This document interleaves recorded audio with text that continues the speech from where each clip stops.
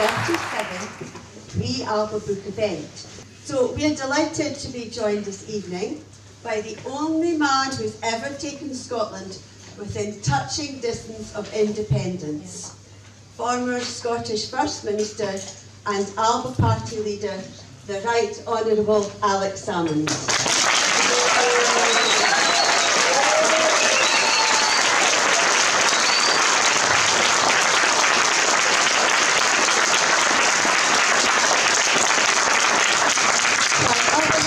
Leaders have been touring the Edinburgh Festival for selfies with celebrities, cardboard cutouts and glove puppets.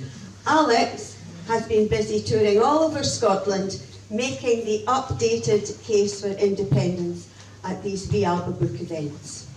Joining Alex on the panel, we are delighted to welcome another giant of the Alba Party, former Scottish Justice Secretary, now Deputy Leader, and hero of the hour this week in Westminster.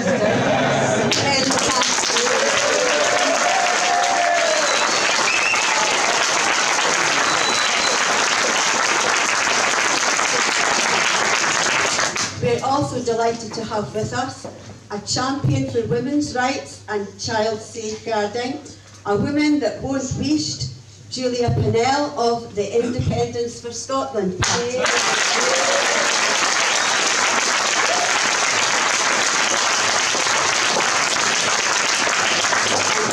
Everyone in order this evening will be another champion for women's rights and Scottish independence, former MP and now Alba Party chairperson, the lovely Tasmina Ahmed Sheikh.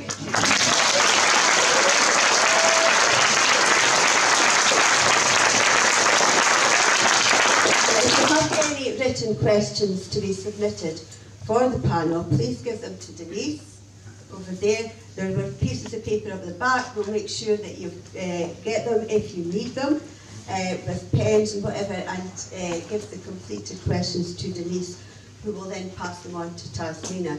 So without any further delay, I'll get on with things. I think we've got Mark here who wants to make a quick announcement before I pass you on to Tasmina. Okay.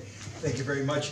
Just to let you know, the SSRG, the Scottish Sovereignty Research Group, will be holding a informal conference, if you want to call it, the Eagle Inn in Coatbridge on 351 Bank Street on this coming Sunday from 11 to about 4. We'll see how it goes. We have Ewan Kennedy, Alf Baird, Tim Rideout, Yvonne Ridley, and perhaps others to make interventions, but it will be a very informal discussion. It's not, a formal conference as we had at the end of July. But please, again, so Eagle Inn, Coatbridge, 351 Bank Street, Sunday at 11 o'clock. Please come. And Robert Slavin, who is the owner, will be happy to give you any more details, but he owns the pub, so he'll be hosting it. So please come. I would very much appreciate it. I think we're going to have a really good conversation. I'm going to be speaking a lot about EFTA and the EU and how preferable the EFTA is to EU membership, at least in the short term. And we've got other really good speakers, so please come. Thank you very much.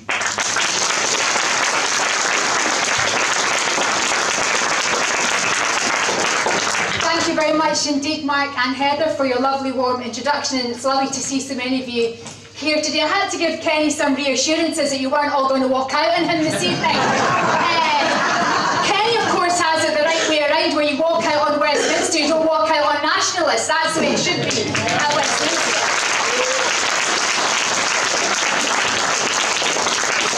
I'm really delighted to be joined by Julia Pennell this evening, also from ISP. Particularly poignant, given the vote in the Scottish Parliament yesterday.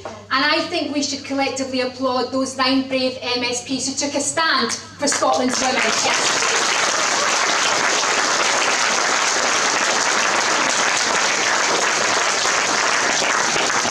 Now, as Heather said, this is about our 37th We Alba Book meeting. We're wearing it reasonably well. Given we've been up and down the country since March, we've done so many meetings, but we found them hugely instructive and inspiring. And the evening is made not just by the tremendous opening remarks you hear today, but also by your questions. This book was produced in March of this year, just a few months ago, with some great contributions in the shape of interviews from some tremendous contributors, but also a huge thanks go to Robin McAlpine. Now, Robin McAlpine had two choice words to say about the Scottish Government's latest policy paper. Those two words, which I shan't repeat, cannot, of course, be applied to the wee Alba book. What's important about this is that this party has done the work on independence and asked the questions that the people of Scotland have been rightly asking for answers for the last 8 years, and will arm us well, hopefully, for the upcoming independence that we've been promised for October of 2023. So we're certainly ready for it. In fact, what's the date today? This time next year we will have had it. We might even be independent by then. Here's hoping.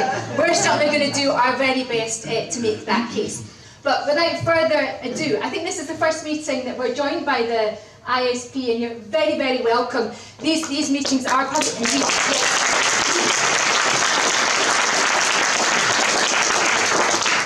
Alba continues to demonstrate that this movement is not owned by any one person or any one party. It's for us all, and it has to be for Scotland's sake.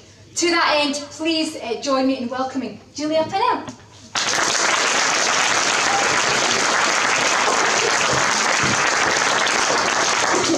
Can you hear me? Yes. Yes. Okay, right. I don't know if you know too much about me. You'll know my ramblings, I suppose, about the Gender Reform Act. I won't be speaking about that tonight. Like many of yourselves, I used to be SNP. I got gradually disillusioned over the years, and I felt that in 2015 she was on the crest of a wave. She just had to kind of push the door, and it would have opened to independence, but she didn't for some reason. She let it go to Brexit, she let that go, she let the 2017 victory go, and even then there was nothing else to go to, so you know, you stayed where you were. I was actually glad in 2019 that the SNP won where we were, because it had become a Tory seat after decades being SNP, so I was actually quite glad, and I worked for the SNP to get them back in. When it came to 2020 and she still didn't announce anything when it was Brexit Day, I felt that was the end then. You know, you stayed because there was nowhere to go to, but as soon as there was another party to go to, I left the SNP one day and I joined the ISP the next. So we've sort of rambled to this point in independence. We've possibly got a referendum next year. Who knows? I hope we do. I hope we can work towards it together, and I think the problem is now there's sort of two camps. There's the SNP camp, and then there's Alba, ISP, and whoever else, possibly some of the yes groups. I wonder if we'll be working together at all, and I'm not quite sure about that. I'm also not entirely sure that the referendum will go ahead at all. If it's decided by Scots law, it should, but who knows, it might do. So then we're on general election 24. For that to work, I think we have to have a united front. We have to have a Scotland candidate and a British candidate. Again, I can't see the SNP going for that either, so I don't quite know how that's going to work out. What I look more towards is more 2026 for the Scottish government elections, where you can really do much more as independence parties. You can have a plebiscite election that you can do something with. I mean, the problem with a referendum next year, or with a general election, is you can't govern what the British government will say. They might just say, well, we don't recognise it, it's not valid. But they can't do that with the 26 election if it goes that far. I hope it doesn't, but we can certainly work towards that if we need to. I think there is work we need to be doing in the meantime. The things that Alba have been doing, the direct action, even the SNP have cottoned on that that's perhaps what they should be doing, so they've started it as well, although they stopped at the wrong time. You know, there's things we can be doing. We can be looking at Scottish sovereignty. I think people need to know that it's the people of Scotland that are sovereign, not the British government. It's amazing how many people seem to think, no, we can't do anything without Britain's say-so. But I think we can work over the next couple of years to educating people that it is the people of Scotland, and work together in things like direct action that are useful, because they do they do bring independence to the fore again. And I think it's always useful in just making people see what's possible. I think we also need, there's a lot of work to be done on things like sovereignty going forward, things like the SSRG that we need to work on and help to publicise. And I'm sure Alba and ISP will be working together towards that, and with any other groups that want to join us, as long as we don't have a code of conduct we have to That's all I've got to say anyway, so thank you for listening.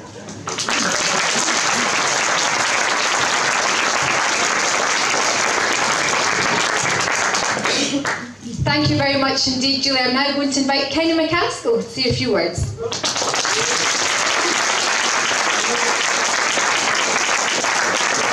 I'm glad nobody's walked out. I have to say I don't criticise the SNP for not staying for the debate. I have to say I criticise them for spending too long in Westminster. I tend to just go down and do what's needed to be done, use it as a platform and go.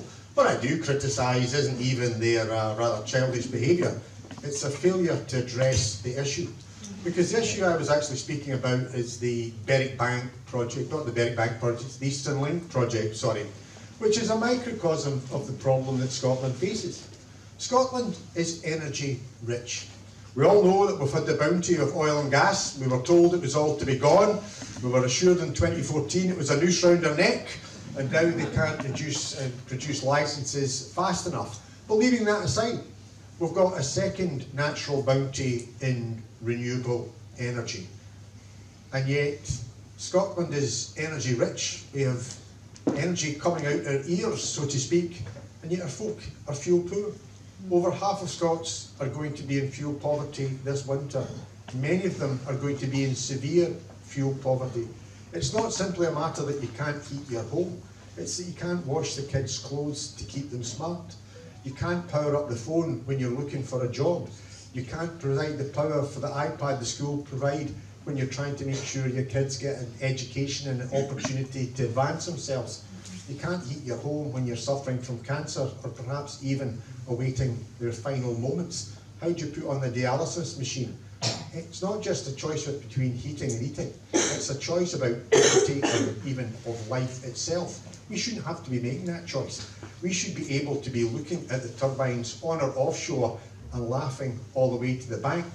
The Eastern Link project actually shows you what's happening. It sounds very benign. It's actually an Eastern HVDC link. What it is are two cables. One's running from Torness near the power station in my constituency down to near Redcar in the north of England, and the other's going from Peterhead down to Drax in North Yorkshire. They're taking 4 gigawatts of energy. That's not a sniff of the grass. 4 gigawatts is able to provide 2.8 million homes. Enough energy for 2.8 million homes. Scotland only has 2.4 million households. We already provide sufficient energy from renewable energy for all our households here. Certainly I think it's 97% to be accurate across Scotland, but over 100% in the north. But that's going south. I don't have a problem with that, because there's grid capacity. At the present moment, we have the absurdity that 17.6% of wind turbine energy doesn't get produced. They get what's called curtailed. That means they turn it off. So when you're out walking and you see the turbines not turning, they're not turning because there's no wind. They're not turning because they can't get the capacity. There's no room to get the energy south. That's why they're not turning. You have the perversity that the companies get paid more not to produce energy and to switch off than they do when they produce energy, and they also get paid more in winter, because presumably that's when there's a premium. But you leave that aside, that's why there's a logic to providing the Eastern Link. We've got more energy than we need in Scotland, and England and Wales don't have enough.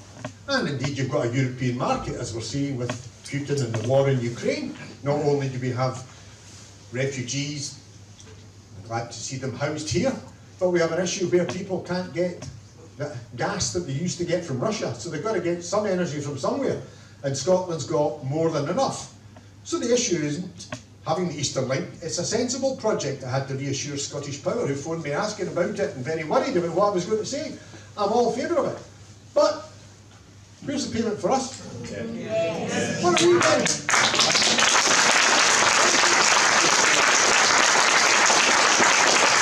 The answer is we're getting zero. The Scottish Government is getting nothing. Marine Scotland is getting nothing. The only people getting any payment from the Eastern Link project are the Crown Estate Scotland, who will get a modest payment because the cabling goes across the foreshore. There's worse actually happening in offshore industry. As I said, this is actually allowing capacity of 4 gigawatts. There's one field, one offshore wind farm called Berwick Bank. It's not actually Berwick in England, it's actually between Fife and between East Lothian.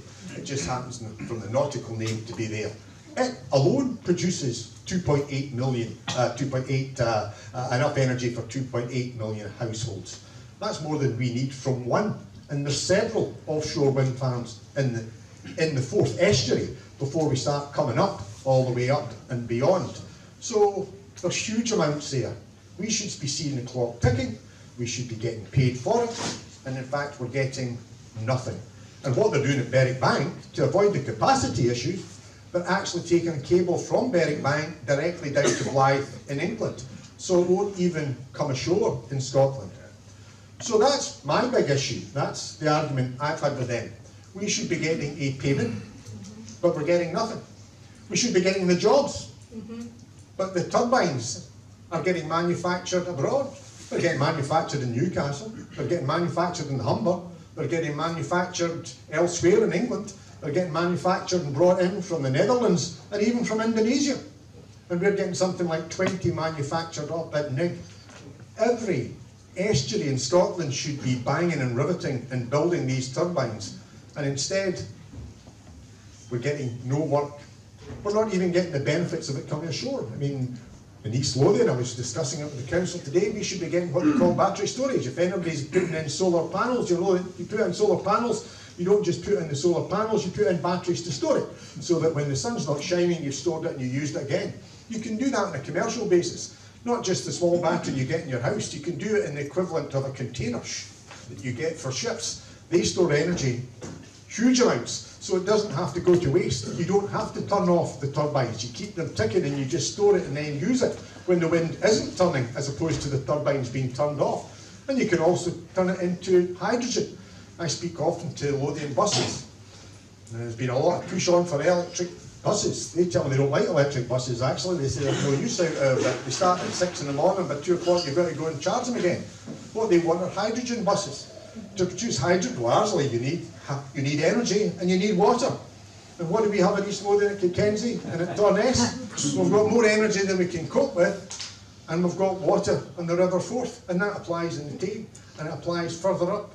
Scotland is blessed. We have 60% of Britain's onshore wind.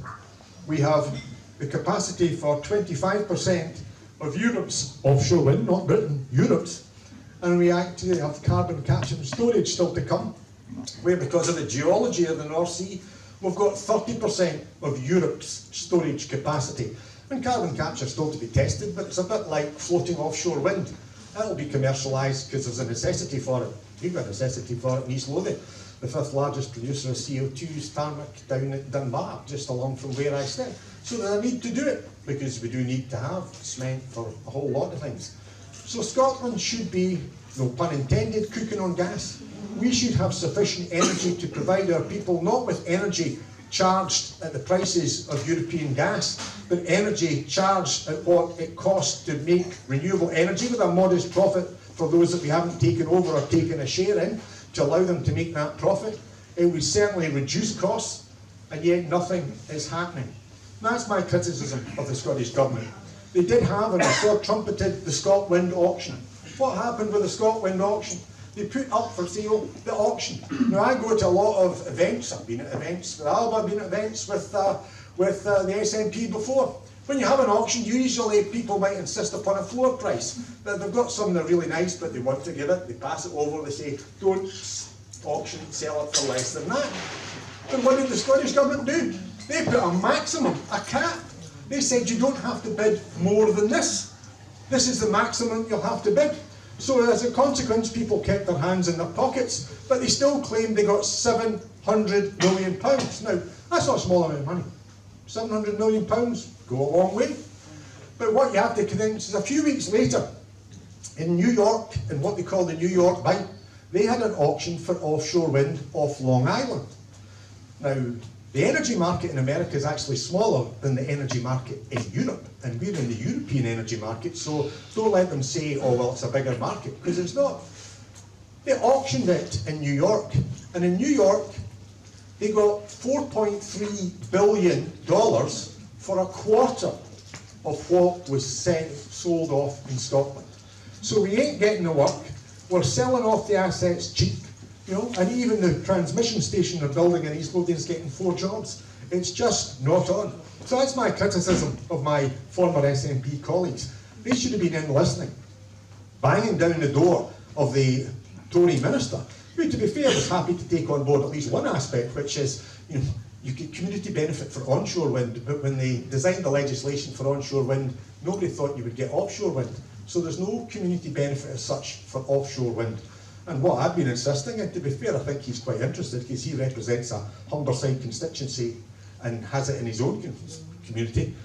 This shouldn't be a matter of allowing the big companies to choose their own projects or boost their own profile. This should be money that ticks in, as happened in the Shetland Isles, which was the only community in Scotland that actually seemed to get any money. You know, I was up in Shetland just a couple of years back, and I can tell you, East Lothian would give their eye teeth for the schools that are still open, for the buses and ferry services that run from early to late, for the sports facilities in very small communities that large towns in East Lothian cannot ever aspire to. They did that because they negotiated a deal on oil and gas. That's what we should be negotiating on oil for East Lothian. Never mind what Scotland should be negotiating on renewable energy and demanding it. So it's there. The tragedy is what we're going to face this winter are people struggling. And it's going to be dangerous. I've actually been trying to check with the FBU about call-outs, because they're going to come. Why are there going to be call-outs? Because the older days, no smoke without fire. I hear from Energy Action Scotland, chimney sweep works. Work is up 200%. Well, if that's the people going to the chimney sweep, what about those who aren't? Who are burning things or tampering with things that they shouldn't? So there's going to be real issues. So that's why we need independence. We needed independence, and I'm one of that generation who saw the possibility for Scotland when oil was discovered in the 60s and 70s. That's why many of us at my age went into the SNP. All of a sudden, you could see a Scotland transformed. We should be like Norway. Yeah. We should be. Yeah.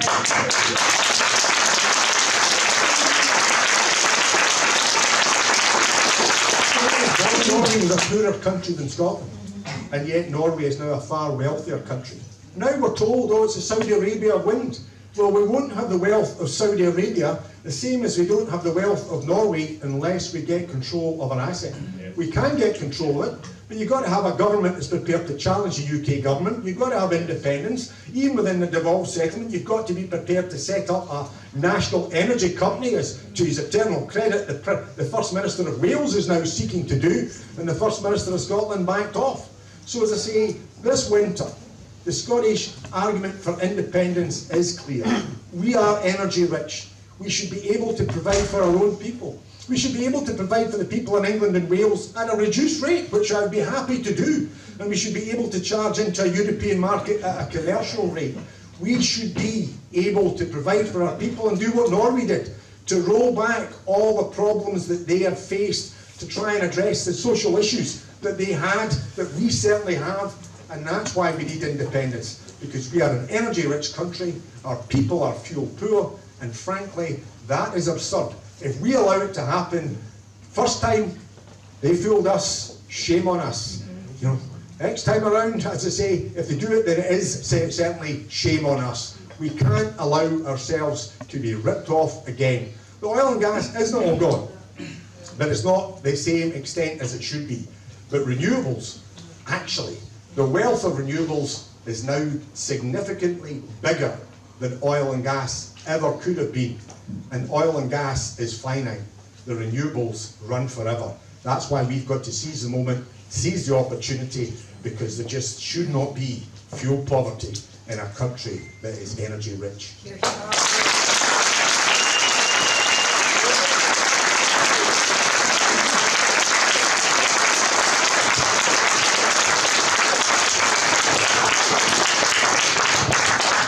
Thank you very much indeed, Kenny. This is the smallest top table I've ever been at. I think you set it up with Ian Blackford and Penny Morden in mind, didn't you, Heather? Anyway, speaking, before I introduce Alex, in a moment of truth speaking, the actuality fell from the lips of women down here. Yes, they do. We know. The question is, why then has everyone tried to silence him? Well, he won't be silenced. He'll keep speaking up for Scotland, standing for Scotland, fighting for Scotland until we regain our independence. Please join me. Nobody welcomed me anyway. Please join me in welcoming one of Scotland's greatest champions, Alex Salmond.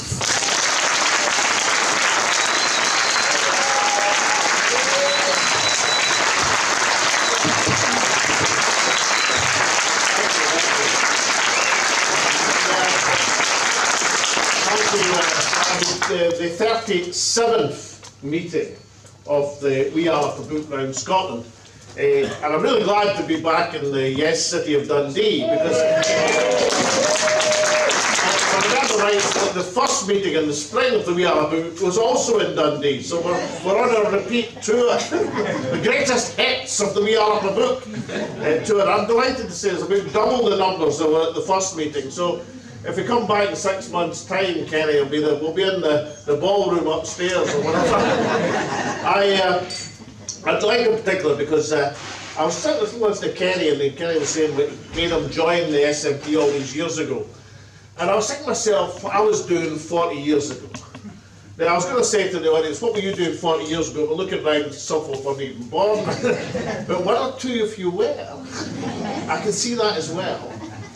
Well, what I was doing 40 years ago is I was devising, as the oil economist of the Royal Bank of Scotland, that's when it was profitable and respectable, incidentally, something called the Royal Bank Oil Index. And it charted on a daily basis, for the first time ever, the production of oil currently in the North Sea and the value of that production. And I did it in a totally apolitical way, as you'd expect from the Royal Bank oil economist. But I was convinced if we could get the facts out to the people, that they would manage to see that £100 million a day, a single day, was being produced in value terms for the North Sea in 1982. Then people would say, wait a minute, where's mine? Where's ours? Where's the country's? Where's our share? And in fact, it was being used, Scotland's resources, to finance Thatcherism and monetarism, and making millions of people unemployed in Scotland and in England, and was bankrolling that particular economic philosophy. I thought would really drive it home. I was actually disabused to some extent by the chief economist of the Royal Bank at the time, a lovely man called Grant Baird. And when I was explaining to him, because Grant was a nationalist as well, a secret, of course, but nonetheless a nationalist.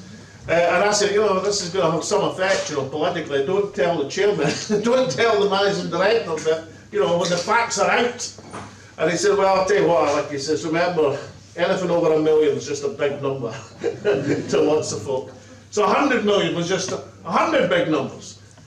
Now, it had some effect, got huge publicity. It ran for 25 years, actually. They were still using it on a monthly basis 25 years later. But the reason I mention it now is we've just heard Kenny explain why there is a new energy bonanza, which potentially is going to be even more valuable than North Sea oil and gas, which could have, had been correctly used in an oil fund for Scotland established, we could have been sitting like the Norwegians in a couple of $1 trillion in a national pension fund. The Norwegians get 5 times as much in interest and earnings on their pension fund than their oil revenues now. If you ask somebody in Norway, how long is your oil and gas going to last? They'll say forever. As long as the investment fund built up from the revenues lasts, it'll be forever. To actually get back into a situation where we have a new opportunity, a clean, green, renewable, affordable opportunity, where a single field is worth billions of pounds, not the pittance of the Scotland disgraceful auction. I mean, if you told me 40 years ago that a Scottish government would give away Scotland's greatest natural new resource for a pittance to international capital, I wouldn't have believed you. But the whole point and purpose of what I and so many others were doing was to say, look, get this under Scottish control, so as our people can benefit from our own natural resources. The idea that a Scottish government would do that earlier this year and then be proud of it. We've got 700 million, we're very clever. Yes, Kenny said it's a lot of money, but it's a lot less than the 7 billion it was worth, and even more than that. People used to say, you know, Norwegians, what are they going to do with the big international oil companies, your Chevrons, your Texacos, your Shells, your BPs? They'll get pushed about. Whereas the UK is a big, strong country, you know. We know how to deal with these things. We've been dealing with the Anglo-Persian oil for a century. We know how to deal with the oil companies. What happened? The Norwegians are laughing all the way to their pension fund. And there is no lasting economic financial benefit. There's a technology benefit and a jobs benefit, but no lasting financial benefit for the UK from the oil and gas. It's been frittered away in monetarism, economic experiments, foreign wars, the Iraq invasion, and the rest of it, keeping up Britannia's prestige in the world, living in a manner to which they were accustomed but didn't earn the value of, with no lasting benefit for the people. To actually get to a situation where this magnificent opportunity presents itself again, and the Scottish Government are so happy with their £700 million mess of pottage, when the wealth is about to disappear yet again into the hands of international capital. It's an outrage, it's a disgrace, it's an abomination, and it mustn't be allowed to stand. It just mustn't.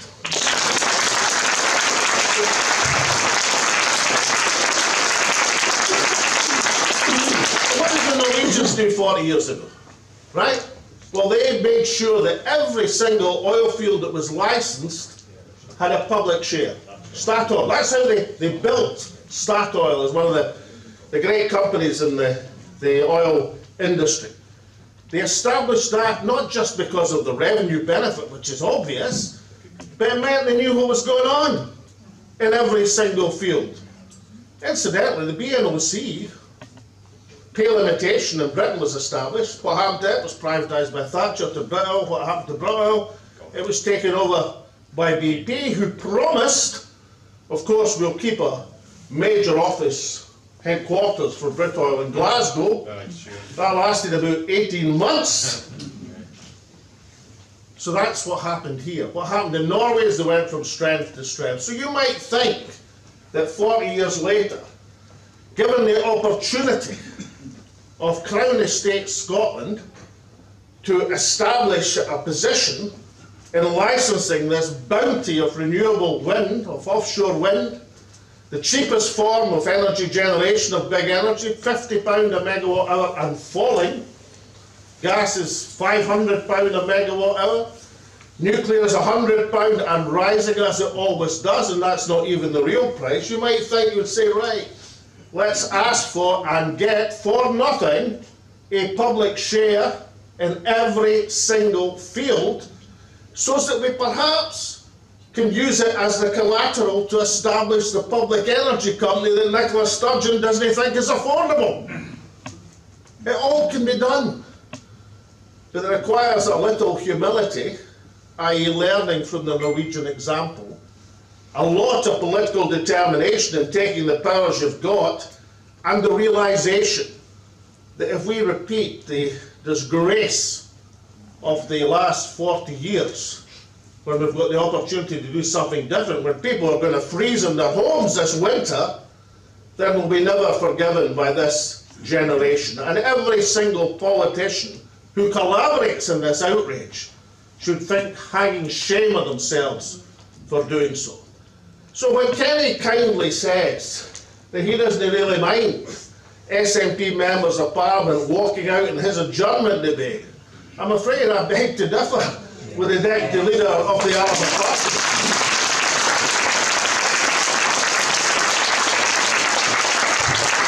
Yesterday, the first Barn Famber got to the House of Commons, said expert on parliamentary procedure in the House of Commons, wrote the Bible, asking me.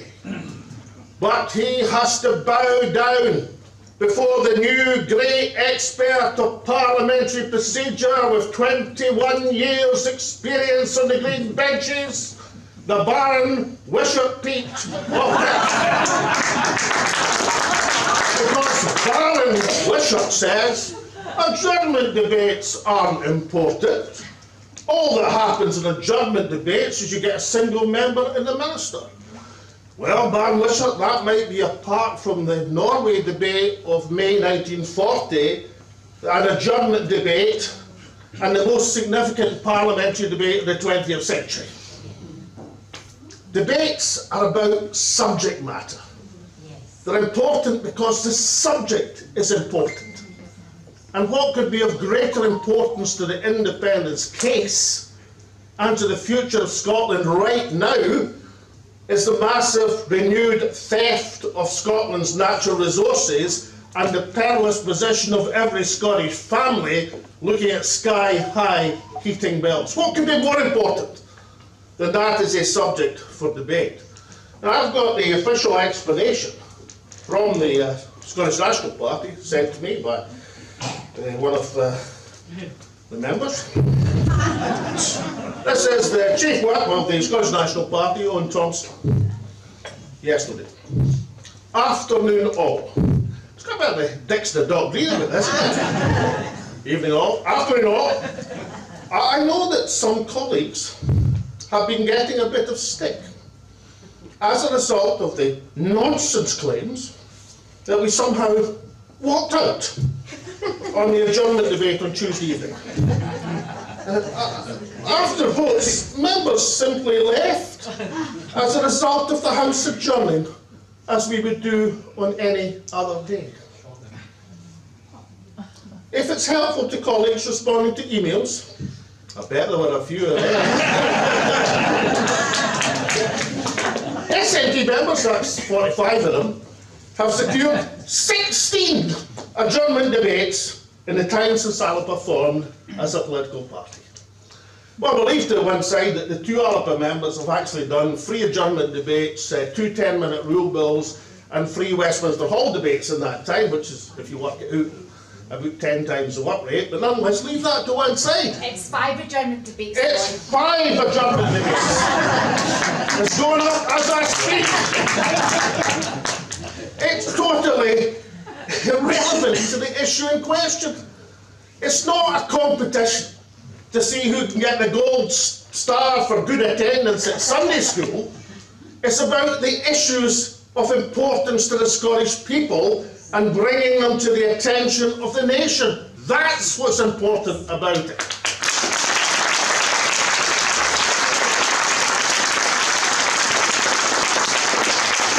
Now, look, every SNP member is not, as of one, with Baron Bishop on these matters. Otherwise, I wouldn't have been sent that message. Think about it, folks. But I despair that anyone claiming to support independence for Scotland could have any other attitude to such a debate than getting right behind it, getting stuck in, asking Kenny for an intervention and making sure that Scotland is speaking with one voice on what is the dominant issue of the day for every family and what is the dominant issue in arguing the case for Scottish independence. You see, that campaign of 40 years ago was brilliantly led by a Dundee East MP, Gordon Wilson. And I was doing my wee bit as the economist of the Royal Bank of Scotland to support him in an apolitical direction. And I didn't agree with everything Gordon thought in politics, that's well known. But I never doubted for 1 second, not 1 second, did I doubt his absolute undying commitment to the cause of Scottish independence. Whatever disagreements we had were about tactics, he was committed to independence. And I've got to tell you, the party which I helped to build from 3 MPs to God knows how many, in Edinburgh and London, I have to say, I am not certain that every single one of these honourable members is as committed to independence as Gordon Wilson.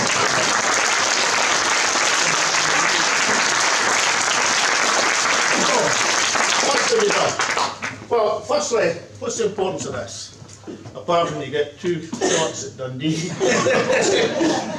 Well, there was a paper released by Nicola Sturgeon last week, which ran into a fair bit of trouble on 3 issues, which were entirely predictable: Europe, currency, borders. And I'm sad to say it doesn't look like that the thinking on these issues has advanced 1 iota since the matter was last put to the test. Let me take Europe, where an issue went to the ISP. I also realised at an early stage where we had to revise the case for independence. Not because the case for independence isn't consistent, but because the world has changed in 2014. In 2014 we were arguing for independence as a member of the European Union, with our next door neighbour also a member of the European Union. But since then, Brexit has happened. Despite Ian Blackford assuring everybody that people wouldn't stand for it, it has happened. It's a reality. It's a fact. Britain, UK, therefore Scotland, is starting from not being a member of the European Union. And it takes even the most sympathetic academic, Kirsty Hughes will tell you, 5 years. Best case, 5 years. And, you know, 5 years is optimistic, incidentally, because look, Michel Barnier, remember him? European negotiator? Now, I happen to know Michel Barnier is a Scotophile. He loves bagpipes, he loves whiskey, he thinks the Highlands is glorious, nothing he likes better than coming on his holidays to Scotland. But if he was the negotiator for the European Union in the accession negotiations of Scotland, that wouldn't matter a whit. He would negotiate for his principles, the rest of the European Union. And Scotland, although they love us dearly, when it comes down to negotiating, that doesn't make much difference. It's what they want, what you want, and what the contract agreed is. And you won't get it for less than 5 years. So what's the problem with 5 years? Well, you're meant to be in independence negotiations following a successful independence test, be it referendum or election, which have to last 18 months to 2 years. Now, I just want you to picture yourself on one side of the negotiations, because I pictured this back in 2014. You're going to be arguing a case, the UK government's arguing another case, right? So they say to you, well, what's your trading position going to be? And you say, well, we think we're going to get into the European Union in 5 years' time. And they'll say, fine. But what's it going to be in 18 months' time? In 2 years' time? And you see what happens? You're then arguing over a barrel. They know you've got no secure position in 18 months to 2 years, which means you get taken to the cleaners in negotiations. That's a reality. Now, what does that mean? Do we say, well, you know, let's give up? We've caught that 5-year thing, damn it. That's going to stop us. Nothing we can do. We better all go home. No, luckily for us, luckily for Scotland, luckily for the national movement, there's another organisation. It's called EFTA, the European Free Trade Association. Now, EFTA can't be a bad place to be, because the 4 member countries are Iceland, Norway, Liechtenstein, Switzerland, all 4 in the top 10 in the world, wealth per head of the population. Doesn't mean by joining EFTA that gets you right into the top 10, incidentally, but it does indicate that it can't be a bad place to be. It's not a bad anchorage for any country. But what's the crucial difference between the EU and EFTA? The crucial difference is this: you get into EFTA in 3 months, not 5 years. And every country in EFTA would love to see Scotland as a member, to make it a 5-member organisation rather than a 4-member organisation. As you go into EFTA, you get the opportunity to take on each of the EFTA treaties. The treaties they've already established across the world, with the EU, with the UK for that matter. You get a chance to opt in to these established trading treaties. And you get the opportunity to be part of the European single market through the EEA, the European Economic Area. All that comes to you and comes available in a 3-month package. And therefore you'd sit at the negotiating table, remember a few minutes ago, where you were, if your bum wasn't out the window, then it wasn't far away. And instead of being defenestrated, you're sitting there in a secure position. That's why EFTA is inevitable for anybody who actually thinks and wants independence. Now, in the medium term, if the people of Scotland so wish, of course, from that position of strength, you could then apply for European Union membership, you could negotiate a satisfactory deal, and who knows. But you have to have a position that's compatible with becoming independent 18 months or 2 years after you start negotiations with Westminster, otherwise we get taken to the cleaners. And so anybody who's really interested, and this isn't rocket science, this is just reality, would know that that was the position. So the fact it's in the wee Alba book is good, the fact that the ISP realised it as well, the fact that so many experts know it is good. But people in Scotland have to know it because they're no daft. And if that question is asked in a referendum campaign, oh, we're going back into the EU, what are you going to do in the meantime? There is no answer unless you adopt that policy. It's really, really important stuff. With EFTA comes borders. People in SNP have spent years being frightened of borders. Oh my God, what are we going to say about borders? You only need to say 2 words about borders just now, and that's Northern Ireland.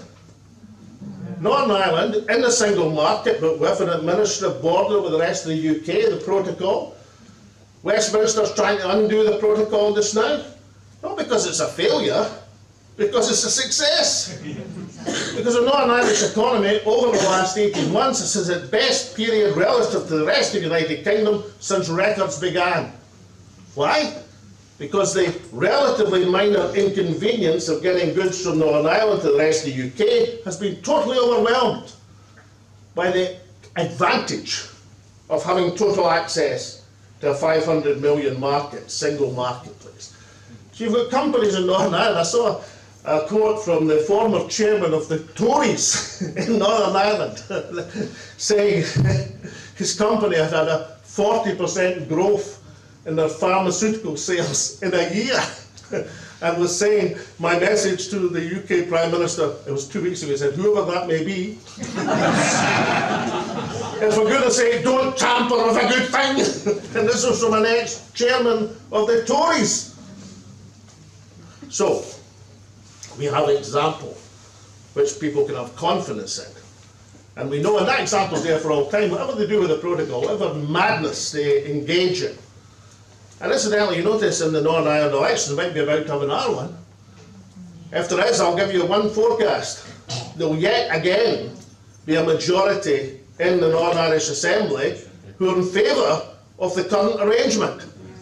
Perhaps modified to make it even better, but it is, as they know, what Boris Johnson, in one of his few moments of insight, said was a win-win situation for Northern Ireland. And currency, right.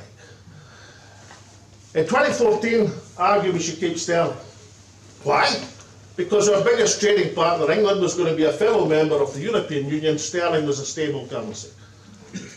The world has changed. You'd have to have your head stuck up the back to realise that sterling, I've got news for this meeting here in Dundee. Sterling is not a stable currency.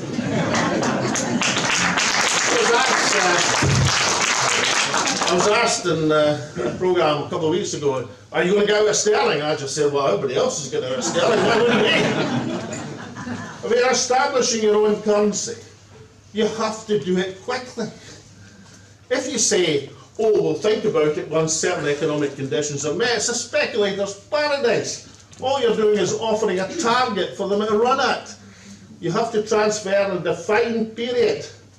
Say, that's what we're doing, that's where we're going, and Scotland should go to its own currency within a defined period of independence. That's the way it's been done elsewhere. That's what makes it a success.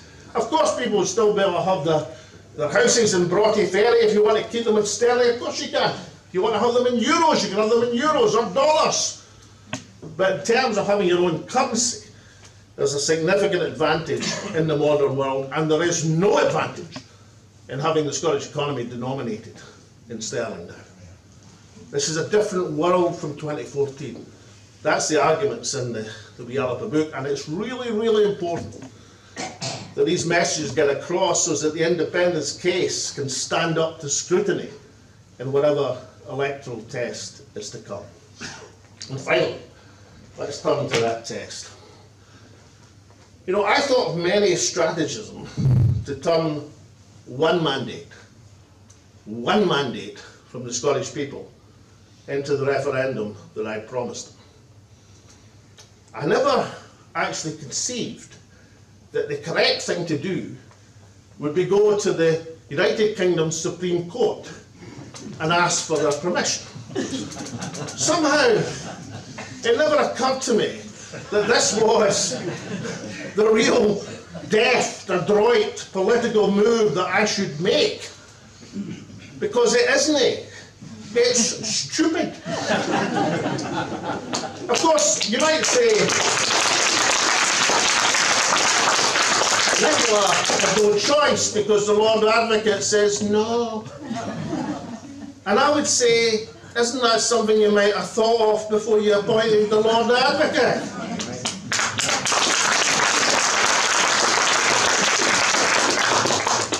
My own view, and I hope I'm wrong, nobody would be more pleased than I will if the bench of Middlesex Assizes says in a few weeks' time, of course, Scotland has the right to hold this referendum. We've just realised, yes, of course, on you go. Despite the fact the case was never argued to them. The Lord Advocate, I don't know how they watched the proceedings, but they used to talk about two-handed economists, you know, on the one hand this, on the one hand that. Well, she's a two-handed Lord Advocate. On the one hand you might say this, on the other hand you might say that. I mean, we're going to a court case. But you're own advocate not arguing your case. That'd be dangerous. So, I hope and believe, wish that we get a favourable result. But I also like to say, what happens if you didn't? But it's good to have these things established. Is you don't need the Lord Advocate's permission. Any minister in good faith can take a bill through the Scottish Parliament without the Lord Advocate say so. On any competent advice, that's what it says in the legislation. Any individual member of the Scottish Parliament can introduce such a bill. Some people tell me, what benefit would there have been to Scotland and the national movement if Alba had been successful in persuading people of a supermajority and get folk elected? Let's say Tasmina Ahmed Sheikh was elected last year. Well, one thing is, she'd be taking an independence bill through the Scottish Parliament right now.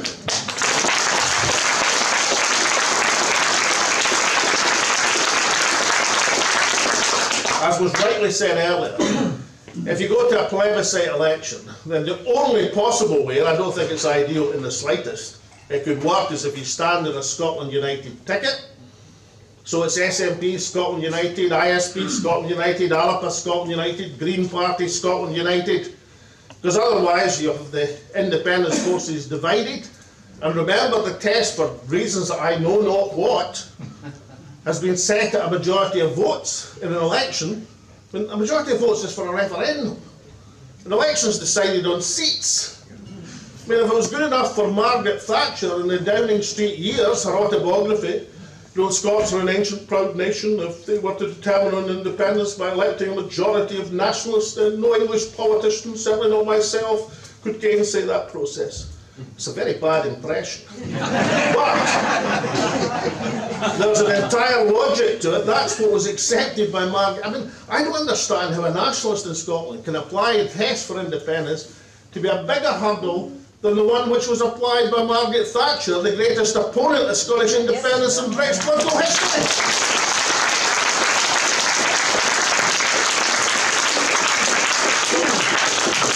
What is to be done, as someone once said. Well, back when I was the Royal Bank economist, when I wasn't impartially compiling the Royal Bank Oil Index, I was talking with a group of people like Kenny McCaskill and Jim Sullers and Alec Neil and Neil McCormack and Isabel Lindsay about how the SNP could become from two-member at Parliament political party into a party which would be of service to Scotland. And we embarked on a long-term project. You know, we thought, right, over the long term, that huge gigantus, the Labour Party, domination, the 50 Labour MPs, well, I called the feeble 50, but that's by the by, that massive colossus of Scottish politics, we could replace them one day, but we knew it was a short-term project. Actually happened quicker than I thought it would, incidentally, but there you go. But that was our long term. But we also knew that any advance by the SNP would register in the political barometer. If the SNP advanced, the Labour Party would react. If the SNP won the Govan by-election, then Labour would form the Constitutional Convention.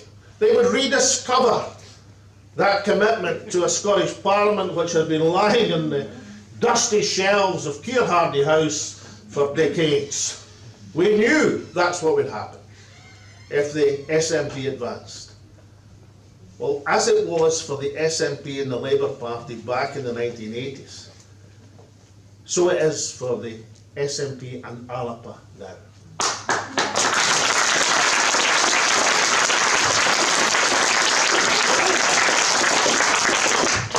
If Alba advances, the SNP will react. And I'm not talking about the Twitterati of Lord Wishart, I'm talking about real reaction. As the SNP advances, as Alba advances, the SNP will respond. No political party stands by and watches its political base being eaten into.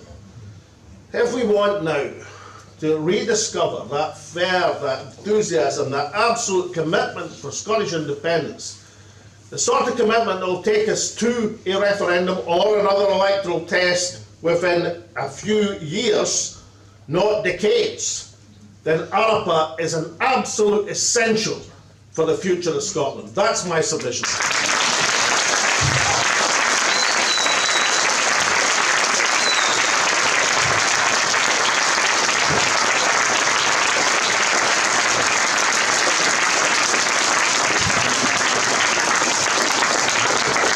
Thank you very much indeed, Alex, indeed to all our speakers, Kenny and Julian. I would now like to move to questions. I have some written ones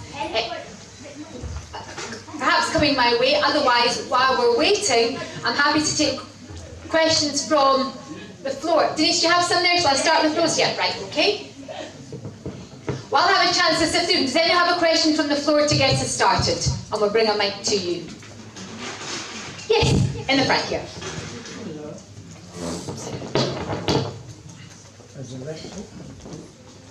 Excuse me. Is there any chickens in here? Colin, he's our tech person. God, it's not just me. Is there any chick in the room that worship this guys and there's a carrot this year? Seriously, not Kenny, I take it you're aware that the National Grid gas is being sold off the quarries. Very soon that's going to happen. And possibly they're looking at hydrogen as another source, well, the one with the methane to bring it down. Do you think the SNP actually know this at the same time that they're actually selling their infrastructure? I mean, I think the short answer is I don't think they do. I mean, I was looking from an East Lothian perspective, slightly different from Dundee, but I saw a Scottish executive hydrogen strategy that didn't even have East Lothian on the map. To be fair, the bulk of energy is reserved, but I saw comments from Michael Matheson about how important they saw hydrogen. At the end of the day, I think, you know, having had private discussions with some companies, hydrogen, I think, is going to happen and happen big. You know, it's not just for quarries, but, you know, EDF and others are involved. They see the money in it. So I think that's the. I think the Scottish Government is just taking its eye off the ball. There is no attempt to drive it forward. I mean, it comes back to, you know, when I questioned Craig Forbes about why they had this option, you know, with the cap. The answer was, they said, oh, we're going to get supply chain jobs. And I said, well, I can tell you I've got 0 in East Lothian. The supply chain jobs will basically go between oil and gas infrastructure that won't come here. So they're not really getting any. When I then dug deeper, asking Harold Michael Matheson, how are you going to check? Because he said, well, we're awarding the contracts, the BP or Vattenfall say, we'll give you X million maximum, but we're going to give 50% of jobs will be doing work created in Scotland. I said, who's going to check it? The answer is it's self-regulated. Well, that works remarkably well in the bank. I then asked BP, I said, because I know that Forth Ports are very interested in doing assembly, not construction of turbines, assembly of turbines. The high wages and the big profit is in constructing them. The low wages and the low profit is in putting them together like a giant mechano kit, but they want to do it in Leith, and I've got an interest in Leith because I was born there. And I said to BP, how are you going to portion what percentage is manufacturing in Scotland? Or, oh well, we'll just have to portion it.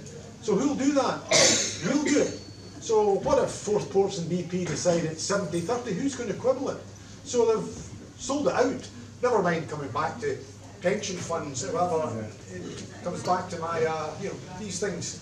How it's not just Norway that's running riot. Here we are in Dundee. Who owns the Port of Dundee? People will be asked. Will say, oh well, it's Forth Ports. Yeah. Who owns Forth Ports? Do you know who owns Forth Ports? The Canadian Public Sector Pension Fund. They own Forth Ports.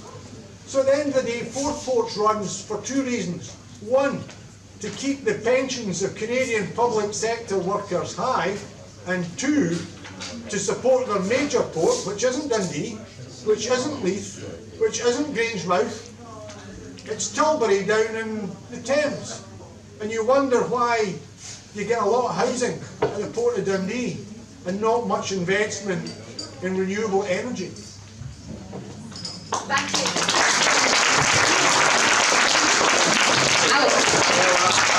I'm a user of Kenny. I saw the first draft of the hydrogen strategy, and East Lothian was in it. Until one of the SNP ministers said, that's an Alba Hill constituency, and they took it out again. Listen, what's the basis? 25% of Europe's, not the UK, of Europe's continental shelf in terms of the potential for the cheapest form of big power, which is offshore wind. Right? There was a guy 10 years ago who did the infrastructure to make all this possible. I forget his name, but they quite liked him as First Minister at the time. A lot of people told me, in fact, all the SNP MSPs told me there shouldn't be a Bewley-Denny line, and how it would go through their constituencies and people would be upset. And I sort of said, well, actually, I think in terms of the future of the country, it might become quite important to be self-sufficient in renewables in 10 years' time. So, we've got 25% of the cheapest power available at the present moment. We can do about 10 times, at least, maybe more than that, Scotland's own requirements. That would give every consumer in Scotland cheap, clean, green, affordable power. Kind of important as we go through this winter, you might think, people say, oh God. But more than that, it means that every business in Scotland can benefit from having that competitive advantage. But I mean, I remember when there was a Michelin factory here just a couple of years ago. What kept it here for a long time was the big turbines. People didn't like the turbines, but it kept the factory here. What would keep factories like that in Scotland, and many, many more, because they would come like bees to a honeypot, is to have a competitive advantage in affordable green power. That's what we're talking about. We're talking about the industrial future of the nation. Not just the security for every family and every household, but the industrial future of the country. So if I get a wee bit upset when I see that disgraceful giveaway earlier this year, which I might have expected from a Westminster government, I might have expected from the minister who was facing Kenny last Tuesday, but from a Scottish government, given all that we know about resources now, given all that 40 years experience, I get really, really annoyed. Not because I get annoyed about the incompetence of it, but I get really annoyed because it's mortgaging the future of the country and of the national movement for no reason whatsoever than lack of diligence, lack of understanding, and the thought that if you're going to send somebody in to negotiate with major international oil companies, you shouldn't do it with an organisation, Crown Estate Scotland, whose chief executive, who just retired, and I'm sure he was a wonderful forester in his time, and who knew more about forestry than anybody else in the country. But if you're going to negotiate with the giants of the international energy industry, it might be reasonable to get someone who knows what they're doing, and therefore the nation will benefit. Thank you.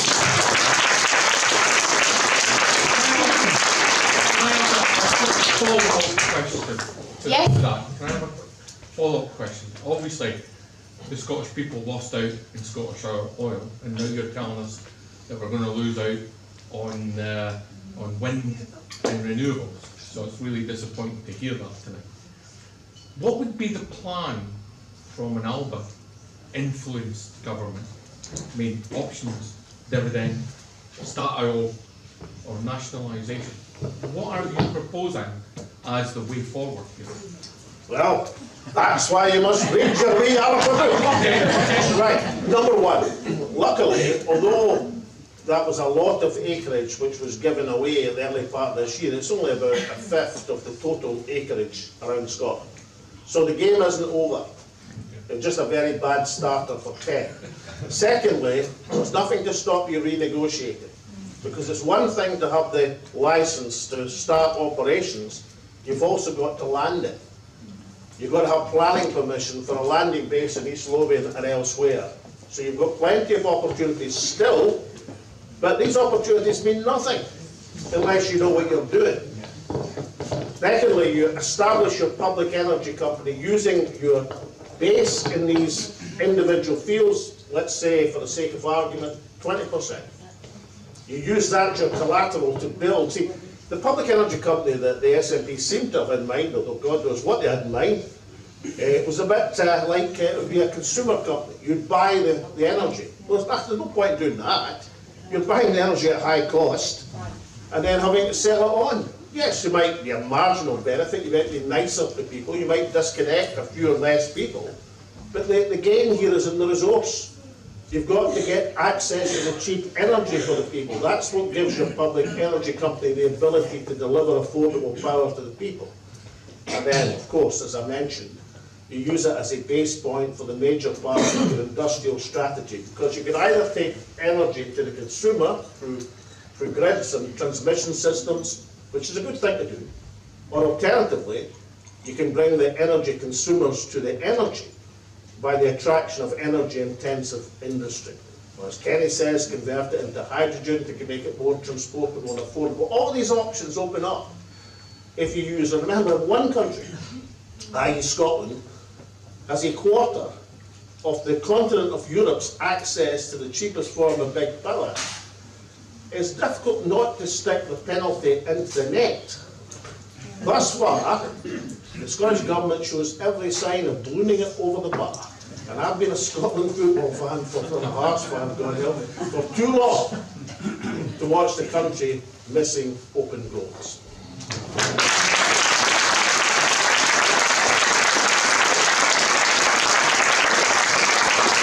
Thanks, Alex. There's a load of questions to get through, so I'm going to ask if we can be succinct as possible so I can get to them all. Julie, I'm going to come to you first. This question's from Tom. Will we ever unite on the left so we can finally win? Divide and conquer always seems to be the ultimate winning tactic, and it looks like we're about to implode again. How do we stop it?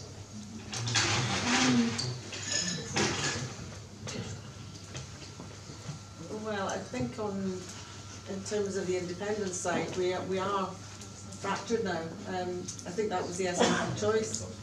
I think this code of conduct has pitted the SNP against people like ISP and Alba.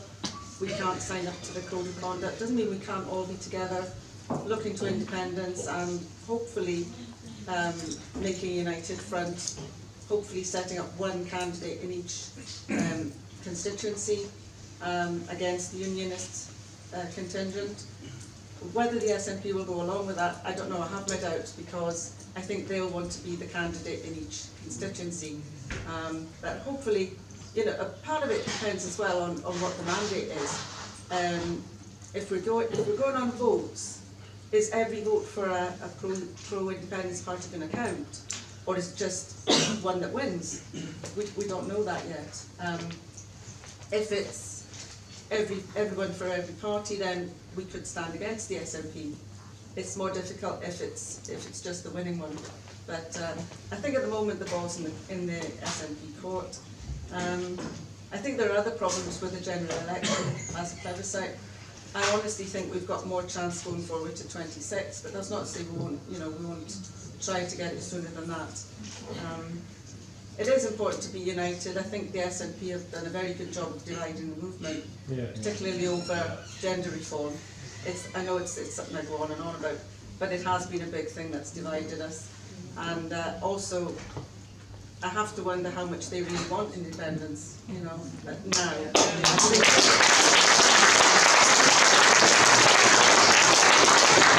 think they're happy as they are. I think they're happy as they are, and maybe don't want it to go any further anytime soon. But we have to keep plugging away and working together and changing that.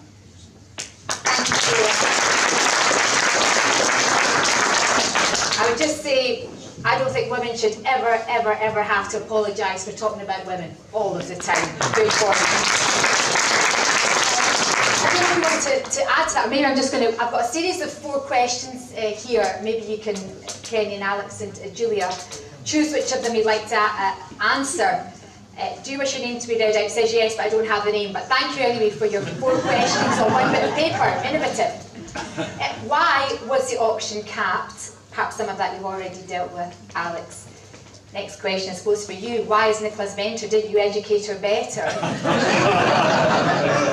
No wonder the questioner didn't put the name on the question. It's okay, I forgot to put my name on. Oh, there you are. I've had a large wine. Oh, excellent. I think that lady's looking for an answer. Is it because our civil servants are Westminster lackeys? And the final question, which I think is a really interesting one. Do you think the SNP feel they aren't capable of delivering independence? It's called imposter syndrome. Thank you. What's your name? Anne Harding. Anne. Welcome, Anne. Who'd like to go first? Of question time fame. Yeah, she's a hero. Oh! Yes, that's right. Well done. Can I just pick up on what Julia was saying? I actually think there is unity coming about on the left. I have to say, in East Central Scotland where I am, I'm working very closely with senior trade unionists and indeed others in what you might call the broad left, it's the SSP and others, because I think the largest growing section of the political population in Scotland are those who support independence but don't like the SNP. And that encompasses a lot of people from the RMT through lots of other trade unions who are currently involved, not simply fighting a Westminster government, but fighting a Scottish government. So I think there's issues there. Why was it capped? Who knows why? They didn't cap it south of the border. It actually was to be capped at a lower rate, and they abandoned it and thought, no, that's too cheap, and then they brought in the 700 mil cap. The only basis seems to be that they thought that's how they would be able to get supply chain jobs in, because people would be asked and encouraged that it would be a maximum amount, and what would tip the scales in your favour would be if you were saying 50% as opposed to the others saying 30% jobs coming here. But then when you don't check, or indeed when you can enforce that anyway. You can get the maximum as they do in New York and say, but by the way, we expect you to utilise local labour, we expect you to give contracts, all that can be negotiated, so that's the only basis for it. It's frankly bonkers. As for the civil service, I can only say my experience as a cabinet secretary, I thought the civil service was outstanding, that worked closely for me. I hold them in high regard. I had many very difficult occasions when I thought their loyalty, trustworthiness and advice was exceptional. The problem is, civil servants, as I remember, expect you to be the politician and you to give the direction. They don't expect to be told what should I be doing. That's your job. And I think the current position is A, we put the wrong people in, and we have Leslie Evans, now we have somebody headhunted from the DWP. I don't think that's who I would be seeking to make my top civil servant, and either of them. And I think you've got a government that frankly doesn't know what it's wanting to do, and therefore you've got civil servants who don't know what to do on their behalf, other than just keep the show on the road, because that seems to be the position. There is no direction of travel, there are no big ideas out there, and therefore all we're told to do is keep the show on the road.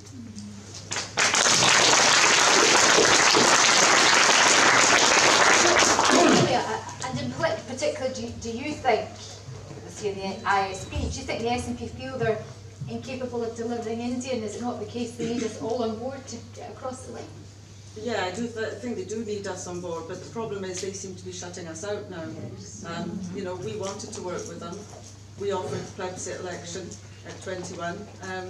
They absolutely flatly refused. They didn't want it, and they would have, I think, got very near a supermajority if they'd gone for it. I think the problem with them is that civil servants and advisors seem to be they seem to have a disproportionate amount of influence, particularly the people in the organisations that the Scottish Government deal with. It seems to be organisations that are sorting out policy rather than manifestos. They seem to be listening to, I don't know, vested interests.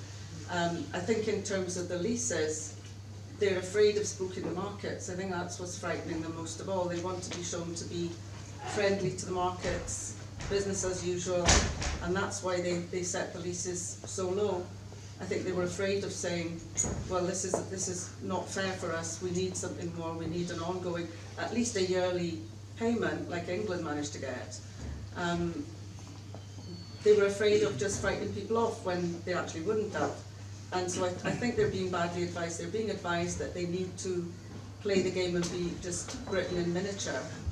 And I think they're still selling us out, to be honest, a bit.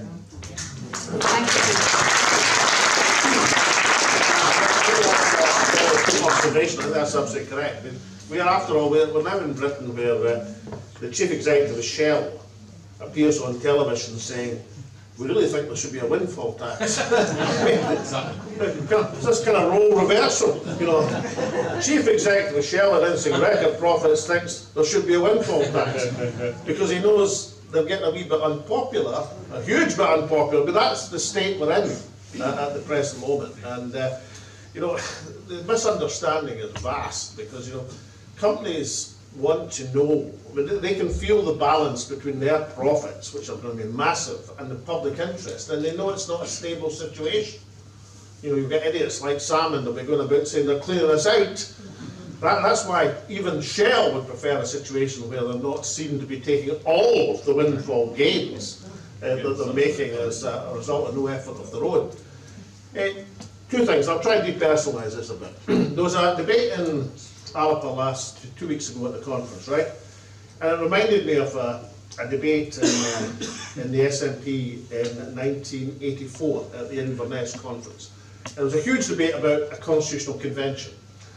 And on one side of the debate there was Jim Fairley Senior, Jerry Fisher, Gordon Wilson, and the other side of the debate was myself, Jim Summers, Neil McCormick, Professor Neil McCormick. And I can remember every word of that debate, both sides, because it was out of that, you know, that certainly my ideas were formulated as how we could get Scotland to independence.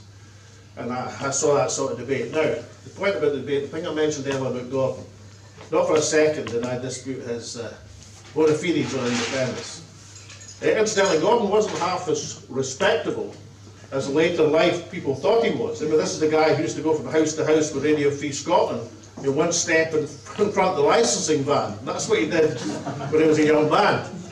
Anyway, the point was that both sides of that debate, great debate, and both sides knew that we're for independence, we were just disagreeing on how we got there.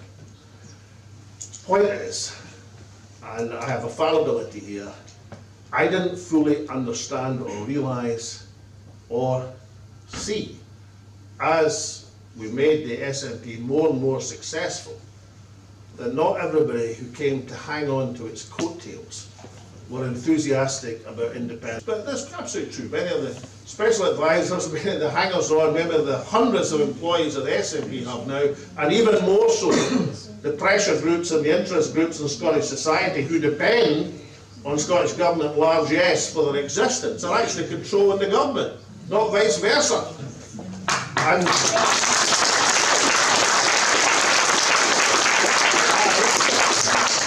Kenny and others should have been more aware of that, let's call it labourisation, because that's what happened to the Labour Party of the SNP. I should have been more aware of that. As far as the current situation, look, last Thursday, a week ago, UK is in total political turmoil. A Prime Minister of a few weeks extant has just resigned, nobody knows what's going to happen. Tories are all over the place, they're running about, even some of them are calling for an election so they can get rid of themselves. That's how bad it is. The first time I've ever seen a Tory encounter the notion of self-sacrifice.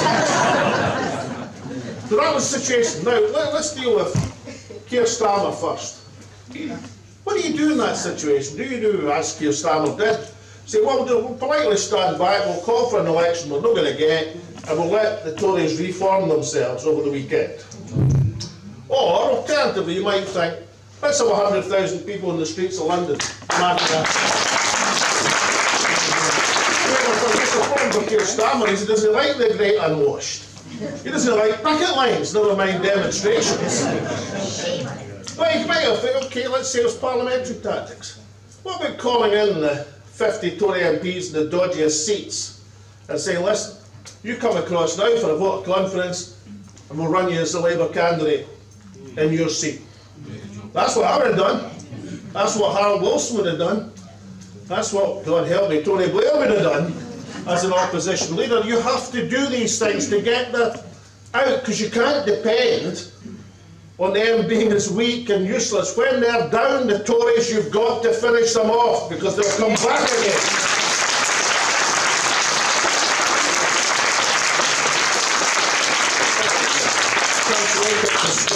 Right? Last Thursday. Last Thursday would have been the day to introduce the referendum bill. Well, how's your defence because you've gone to the Supreme Court? Well, you say, look, things have changed. When we went to the Supreme Court, we thought there was time, but there isn't time. Total chaos at Westminster, nature abhors a vacuum. We people have to know there's a power centre here in Scotland which is competent and going to deliver a manifesto. Hence, we're introducing an independence bill last Thursday. And we've got advice of one of the greatest advocates in Scotland, Miss Joanna Cherry, who says it's perfectly legal.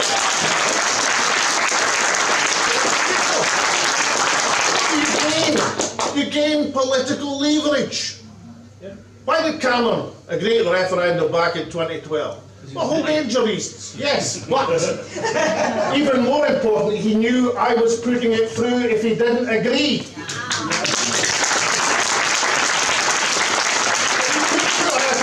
If you get a referendum through, it would survive any court test. If you've got the nous to ask the Lord Advocate first, before she suddenly tells you I don't support your bill. And therefore I'm going off to the Supreme Court. Now, what does it mean? To win, you've got to understand Scotland. Tell Nicola I've said nothing adverse about her, and if anybody thinks I have, then it wasn't me. Otherwise I might get the whip withdrawn again. So, you have to understand Scotland. You've got to understand Westminster. You have to know your political opponent. And whatever cards you've got, at the key moment, you've got to strike if you're going to win for Scotland.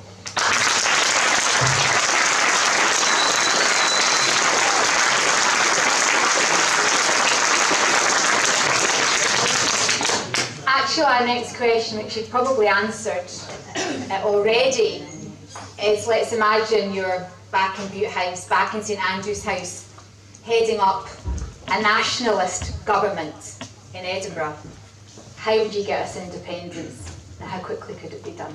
Simple points. How would you do it? Unite the movement. As I had to do back in 2012. In 2012, I didn't think that Patrick Harvey was the wisest politician I'd ever met. But I don't think it was my job as First Minister, as leader of the SNP, to make sure that tent, which gloriously exploded in the political scene in 2014, the summer of 2014, was as large as possible. You have to unite the movement. Secondly, get a political strategy to deliver and stick to it and deliver it. People have to have confidence that you mean it. And whatever else people might say about me back in 2014, I don't think there was anyone in the country didn't think I wanted to win. I wanted Scotland to win, I wanted the people to win.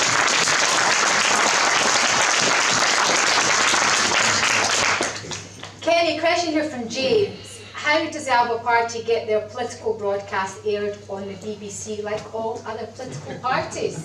Well, you better place to the media extra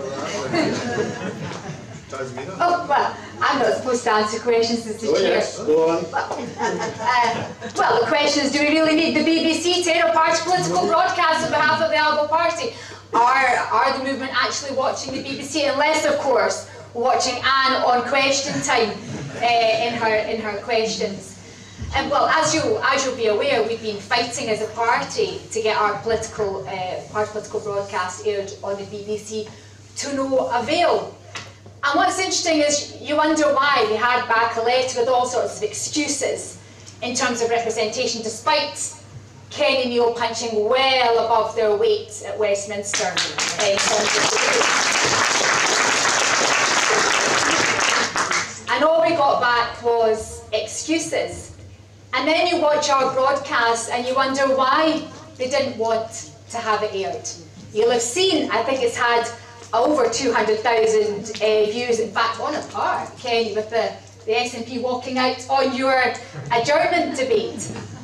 But I think if you look at the party political broadcasts all aired around the time of the council elections, the Alba Party one, in all honesty, was the only one that made sense to anybody. It was about the people. It was relevant to the people.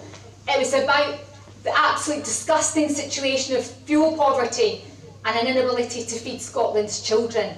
That's what matters to people. That's why it's not aired, because that's what they don't want you to hear.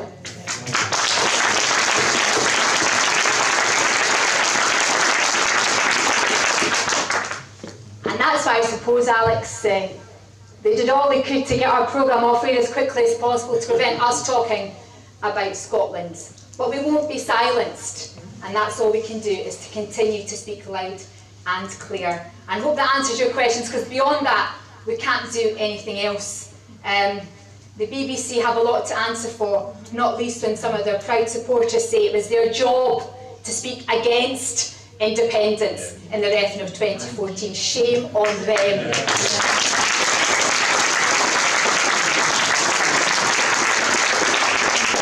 Now a question from John Moran, who says it doesn't matter if your name's read out. Well, I've read it out, John. Is this a Dundee thing?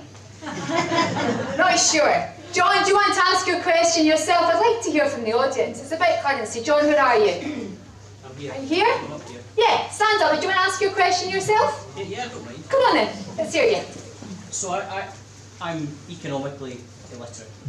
And so I've been trying to work out reading books like The Deficit Myth and trying to work out about having our own currency. And what I recognise the deficit myth and the modern monetary theory approach, which is that tax isn't used as a means to raise revenue to pay for stuff. It's used, or their argument is that it's used to control inflation, etc. But what I don't understand, and hope you can explain to me, is how do we prevent, if we're going to have our own currency, how do we prevent anyone taking advantage of us through it? How do we prevent it failing, basically? Yep. Alex? Well, for somebody who's economically illiterate, you seem to do pretty well.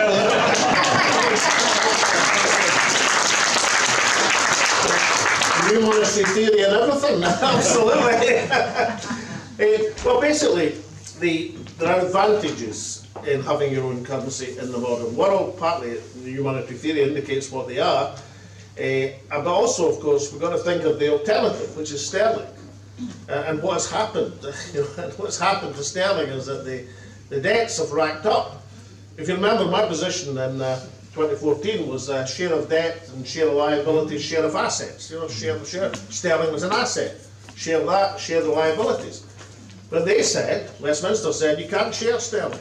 Couldn't deny that we could use it, as Alistair Darling had to eventually admit, but you couldn't share it. Well, the simple point for the national movement now is that we're not sharing the asset, you don't share the liabilities. Of course you don't. So in that context, and remember, the Treasury admitted in 2014 that there was no legal title beyond theirs for the UK's debts, which are massive. So if you're emerging into the sunlight, blinking as a new nation, from a zero debt position, you won't have to worry about who you're going to borrow from. They'll be running over themselves to get there, because you'll have the best, apart from Norway, of course, and some of the Middle East countries, you'll have the best asset to debt ratio in the world. So that's a good position to be in, to launch a currency. But you've got to launch it quickly. Because if you say, oh well, we're going to think about it and we'll wait till this happens and that happens, it's like Gordon Brown's 5 tests for joining the euro. Well, the 6th undisclosed test was after be Prime Minister. See? So he never really meant it. And that's what markets will think if you say that, and they'll just have time to run at you. So any point of instability becomes a problem. That's why you have to go early on a defined timescale. And you have to explain to people, look, we're converting because it's an advantage to have a Scottish currency. But if you want to keep your assets in sterling, dollars, euros or yen, go ahead. Nobody's going to suffer from holding their assets in these, because they're convertible currencies. And if you're confident enough about the value of sterling more for you to keep your assets in sterling, then fine. You launch your new currency. It gives you advantages in the modern world. And for people that say, oh, you can't do that, you just say things like, Iceland, Norway, Denmark, Finland, Estonia. Well, Estonia, of course, joined the committee to the euro, but I mean, there's a whole range of countries, Western European small countries, which have their own currency. Some floating, some fixed to another currency, like Denmark and the euro. Some pegged, but they all do it, and they're all successful. Will it be legal tender?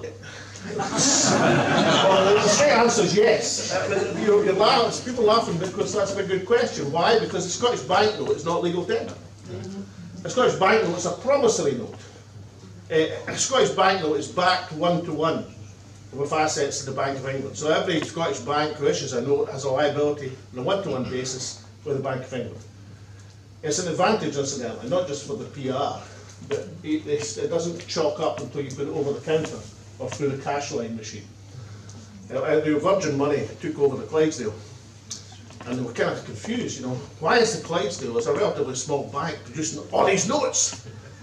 They wouldn't have to bank them 1-to-1. That's because everything in the counter, everything in the cash line machine was free money. So Virgin Money started off by saying, we're not going to have a note issue. You notice they've changed their mind? Because it's worth money. It's worth... so, that's a good question. The answer is yes, it would be legal tender.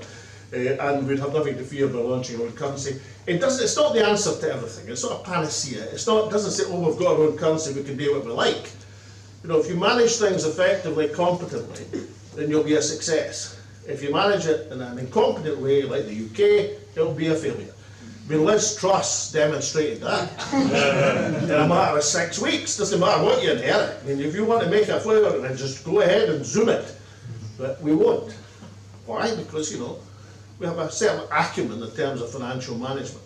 One of the things I prepared back in 2014 was I was going to announce a Scottish Central Bank on Saturday, following the referendum if we'd won.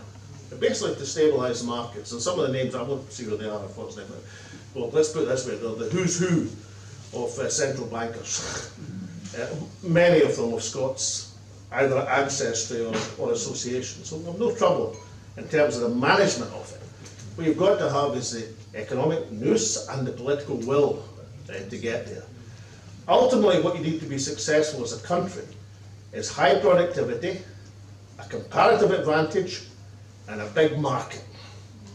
We've explained how we get the big market, and I think we've also explained in terms of the energy potential for Scotland, how we secure the productivity and comparative advantage.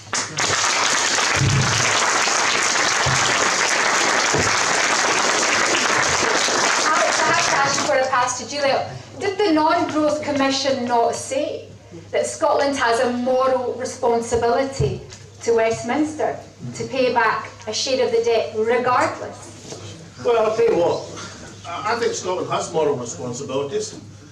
I think we've got moral responsibility to India, the subcontinent, a whole range of countries who are struggling now, who were in the Empire, now in the Commonwealth.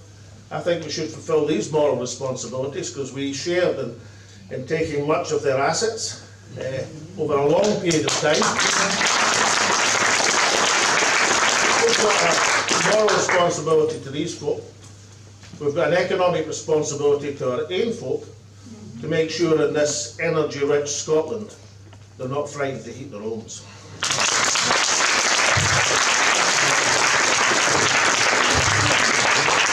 Just say at this point, I'm like the gentleman at the back. I've been looking at this modern monetary theory thing. I'm not as scared of it as a lot of people are. I feel that we do. I feel like the economic paper that's come out is quite confused. Again, we're using sterling when we should be issuing our own currency, but you have to have a central bank. We're going to have a central bank supposedly without having our own currency, which is a bit bizarre. You wouldn't have any control over policy or anything.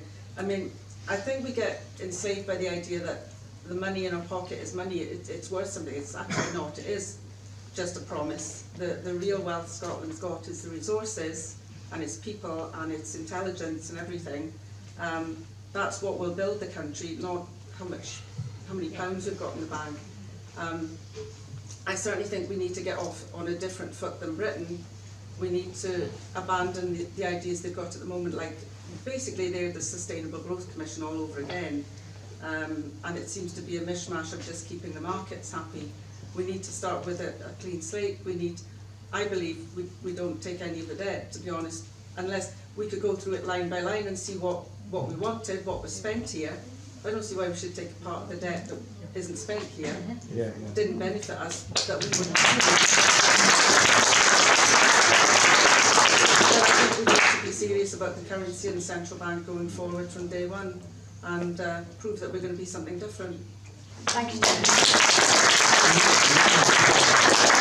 a question from David.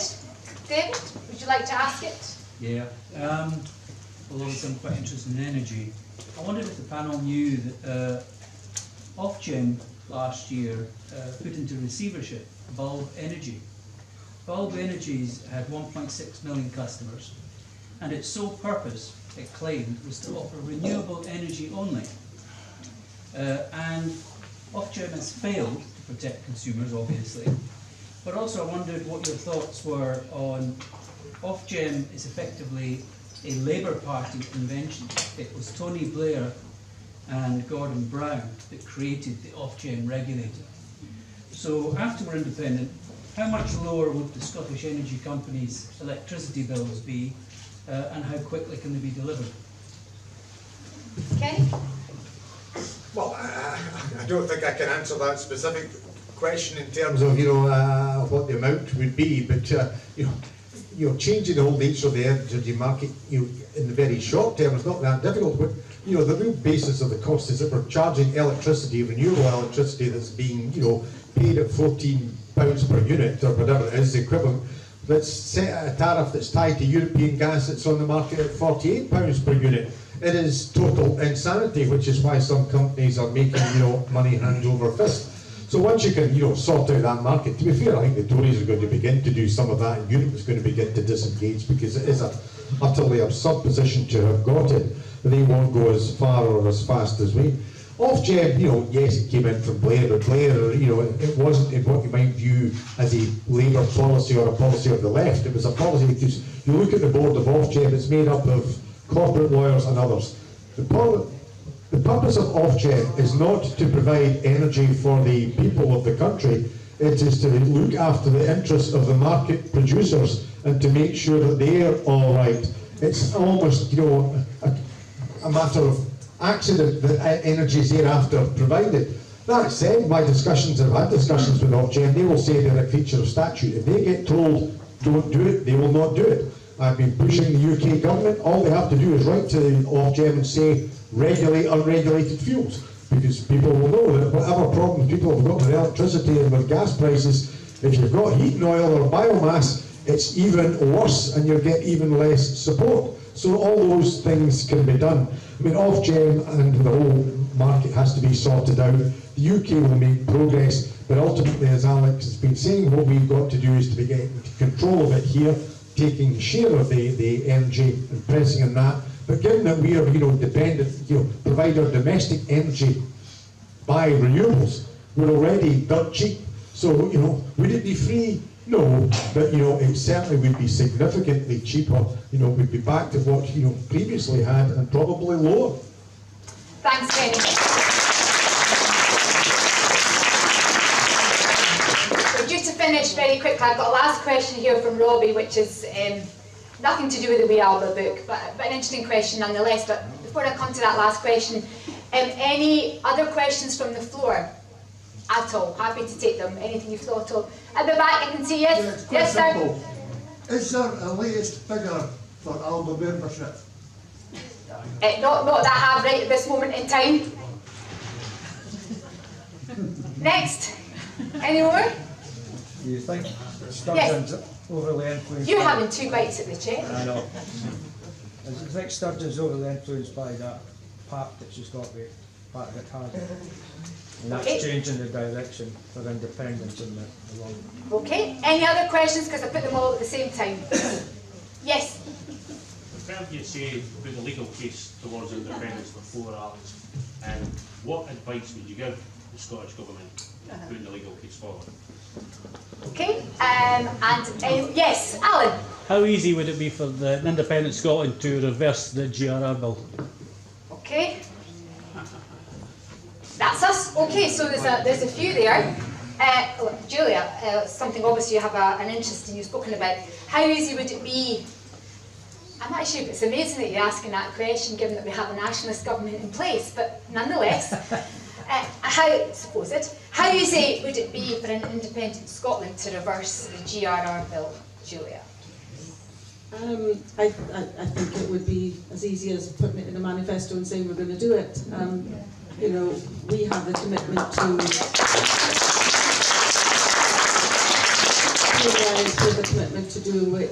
committing to single-sex spaces, doing away with the access of just anybody. We've also got a commitment to not reduce the age to 16. I think that's very dangerous because I've got children that are grown up now, but they were very different at 16 than they were at 18, and even different at 18 than they are now, which is in their 20s. I think the only thing about this bill that's marginally okay is reducing the time, but to be honest, I don't think any of it is good, and I think, to be honest, it'll fail. If it goes through, it'll be a law that just fails because people don't support it, I believe. If it goes to an independent Scotland, it becomes more difficult, it gets entrenched, but we'll be continuing our efforts against it. I mean, women won't give up, even if it is enacted. We won't be just saying, well, that's it, that's the end of it. We'll keep going until it is repealed, and we would make that, certainly ISP would make that one of the first things we would do.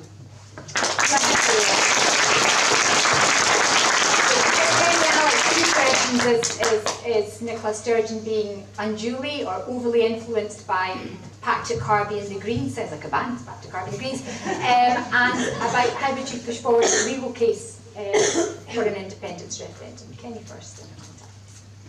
I mean, first of all, with regard to the Greens, let me see a minute. I'm not a Green. I'm sympathetic to a lot of the views. I think most of us have to be. It would be insane not to recognise the challenges our planet faces. But the Scottish Greens under Patrick Harvey are not the Greens that I've known over recent years. I occasionally chat to Caroline Lucas, who's the Green MP for Brighton. It's a very sensible woman. I usually vote with her. We're often in the same lobbies. Very rarely we're not in the same lobbies. I'm also a big admirer of Andy Whiteman, and I remember only a few months back going up to pick his brains, because if you want to know anything about land, go and ask Andy.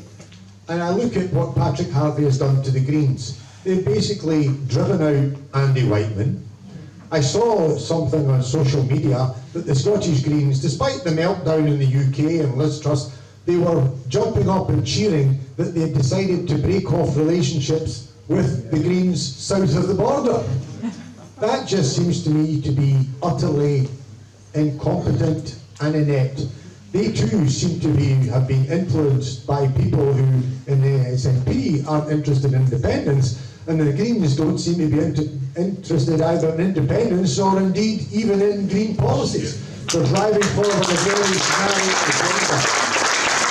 I have to say, I look at the Greens south of the border, I go for a cup of tea with Lord Primsika, who I have a lot of time for. I know a lot of young radical people in England who are saying, we ain't voting Labour. Who are you going to vote for down there?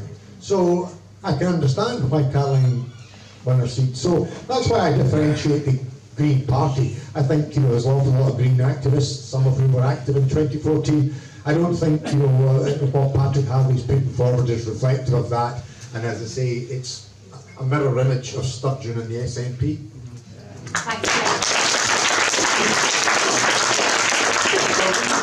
There's this ever enlarging category of bigots these days. I mean, Alba last year were bigots because we had doubts about gender recognition and self-identification.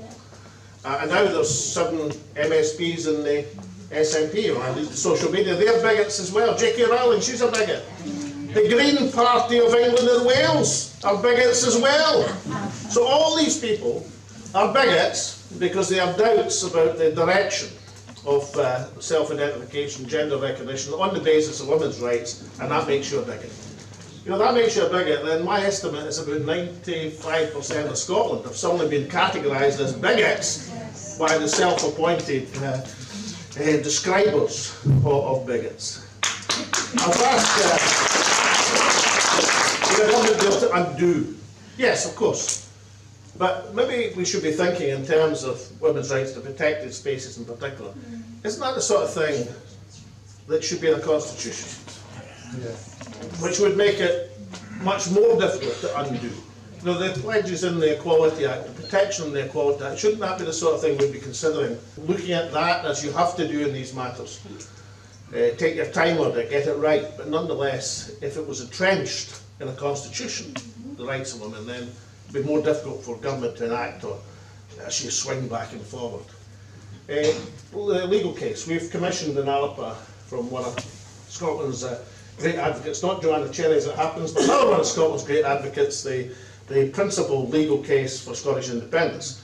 A case that you would take, the case that the Lord Advocate didn't take to the Supreme Court, but you would take to any court, whether it be domestic or international, because that's something, given the direction of the current SNP government, we may well find ourselves having to look at the international courts to establish our country's right of self-determination. But that case, it's not a new case, that's a case that's woven through Scottish history. It's woven through Scottish history, it's compatible with the United Nations, the Helsinki Accords, it's compatible with the European Convention in terms of the right to freedom of expression. And that's what's been denied Scotland. Now, if you want to summon the outrage that this nation should feel about our rights being denied, the last thing you would do is say, well, go and ask the advice of the Supreme Court. Because if you want people to be outraged, if that's your plan, then you'd pass the legislation first. And then you'd have a court primarily, as I say, sitting in Middlesex Guildhall, 5 minutes walk or less from the Palace of Westminster, overturning the democratic verdict of the Scottish Parliament elected by the sovereign Scottish people. That's when you'd summon up the outrage, not if you go along and say, what do you think? And don't get the answer you presumably were looking for. It's very difficult to summon up outrage when you've initiated the question. So, it's not just about the legal case, it's about the tactics by which you pursue it. And above all, and this is fundamental, it's everything. No country, countries have achieved independence. Lots, 50 from London since the Second World War. Countries large, small, successful, unsuccessful, countries with huge resources, countries with hardly any resources, all achieved independence. They had one thing in common, as well as being nations and wanting the right of self-determination. Every single one of them had the political will to do it. Without that, you've got nothing.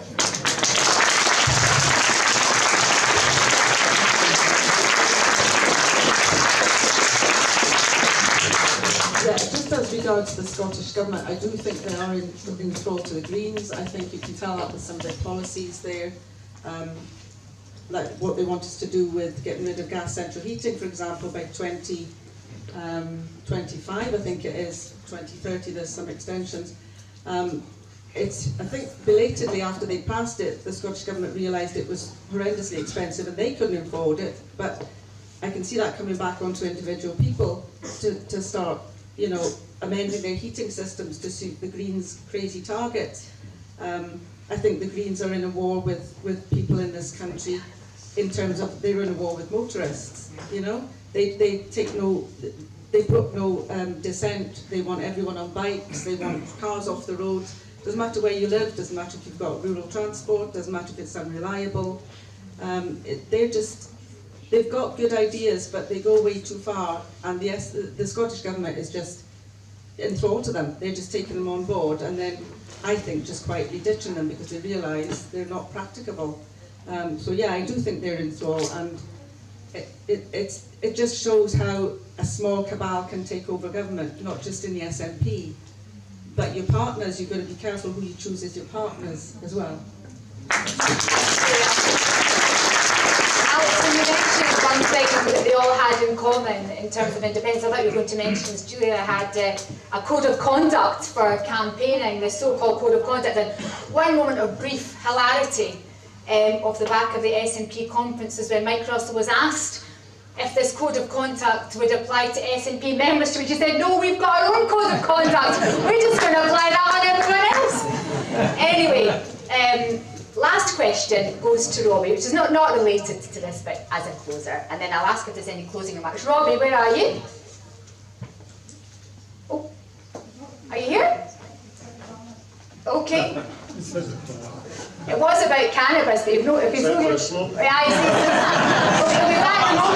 about cannabis, but if he's not here to ask the question, he can't hear the answer. We'll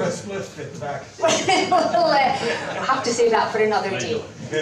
Julia, Kenny, Alex, any closing remarks you'd like to make this evening? Obviously, you've had a good feel from audience questions we've had from the floor, and obviously some of the written questions. I think it's clear that people up for independence are looking for leadership to take us here as quickly as possible. Just wondered if you had any observations from an ISP perspective. Well, just really what I was saying before, I think we need to, particularly Alba and ISP, need to work together. We need to be looking at things like sovereignty. I think that's going to be important going forward.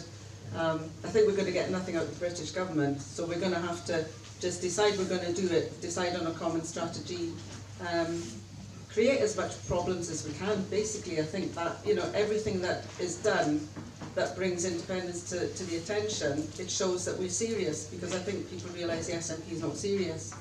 I think we have to just go forward together and look towards the international courts, you know, to forward it if that's the way it goes. I think we have to just show them that we mean business, that we, you know, they think we're just going to fade away. ISP and Alba, they think they're going to somehow be left, you know, as the standard bearers, and we have to show them that that's not right. And I think even now they've started up their game. They've taken part in the walkouts again, like they used to. I think they're looking at plebiscite now, but they're only looking at that because we brought it to the fore. So I think we can chivvy them along in getting things done. Thank you.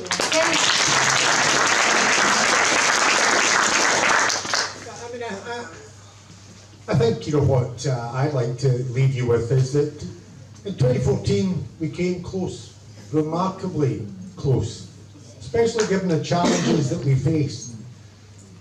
That's why it's so frustrating at the moment, because the challenges are less, the opportunity is greater, the British state is disintegrating before our very eyes.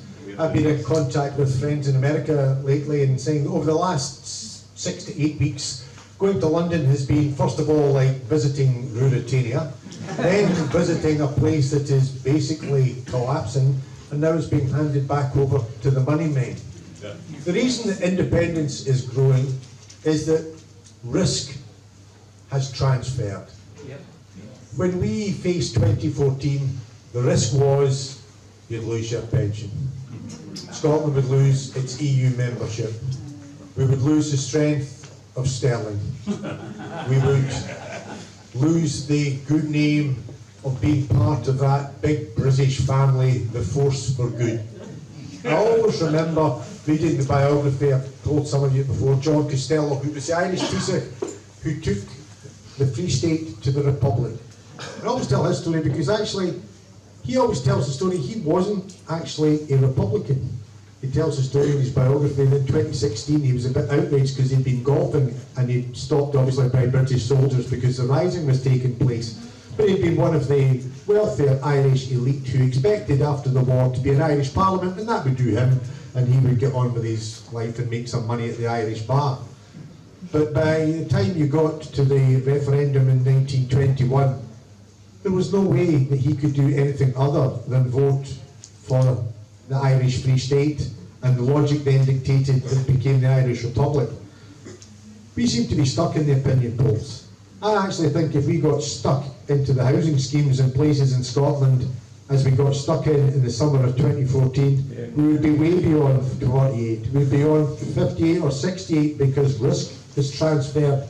Even people in areas that weren't supportive of independence before are actually now switching over because the certainties have gone.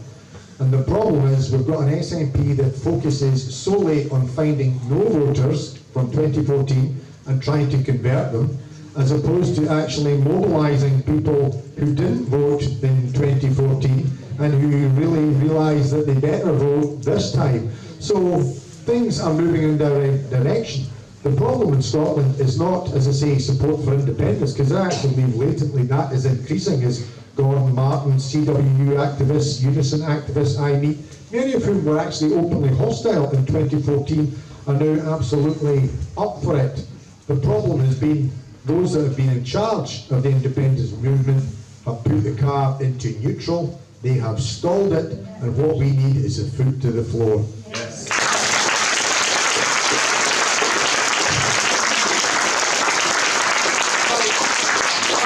We confession to make, in 2014 I was desperate to get the referendum, which we had, but I'll tell you what, if I'd been able to pursue into the future, I'd be able to peer at the future, and I'd been facing, I knew if I just stayed for a wee while, that instead of facing Cameron and Osborne, we're facing Judge and Trust soon. I think I might have said to you, let's just wait a year or two, till that grey edifice collapses. But it's not given to us to see into the future. But listen, we took on a competent government and came within that of knocking them over. I've never found any convincing answer to why the total dissolution of the British state shouldn't be a magnificent opportunity for Scotland. Yes. No answer to that. Yes. And then, as far as for independence, right, there's a chivying strategy, which was explained, and I agree with that. I think a bit of chivying would be a good thing. And we could chivvy in every local by-election that's coming along, and that chivying would work, and so it wouldn't take much to see Pete Wishart's wee fingers dancing over the keyboard. I mean it'll be having apoplexy like the Speaker of the Commons did when Kenny and Neil were tormenting him a few months back. So a chivying strategy would be a good thing. There's the replacement strategy. It happens in politics. The great Irish parliamentary party of my hero, Judge Stuart Parnell and Redmond was swept away in a single election because they didn't deliver. They didn't deliver through their parliamentary strategy what they promised the Irish people over a period of half a century. And if, next October, the no ifs, no buts referendum doesn't appear, maybe that'll be a point where people say, wait a minute, we need a replacement strategy. But more than political parties, which no real nationalist should care about too much, it's about the future of the country. And Kenny put his finger on it, and I'm here in the Yes City of Dundee, so I'm going to tell the story again, regardless how many times wee Annie has heard it. And I'll tell it quickly.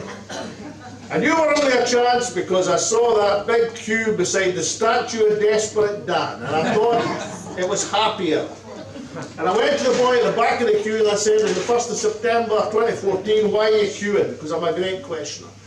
And the boy said to me, he says, we're queuing for the vote. And I said to him, well, I don't want to disillusion you, but it's still a couple of weeks away. He said, no, we're queuing to go on the ballot, we want on the register. And I said to him, but why aren't you on the register? Have you just moved into Dundee? And he said, no, I've been here all my life. I said, well, why aren't you on the register? He said, I've not been in the register since the poll tax. He said, but this is the first time there's been something worth voting for. The greatest, that's a comment on me, on the SNP, on every other Scottish political party until we got to that referendum.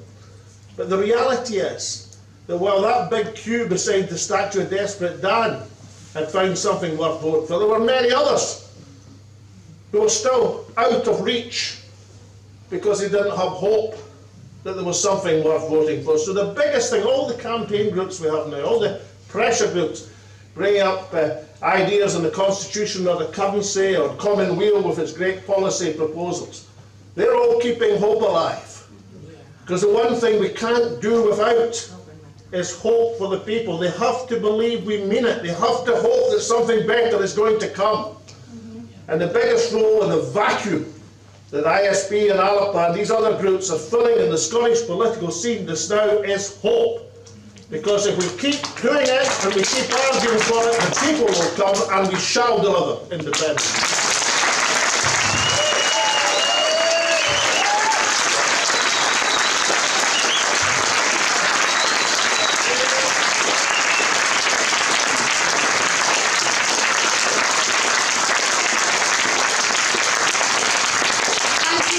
Indeed, Alex, I'm going to ask some of the audience, so don't go away, I'm going to ask you to do us a favour.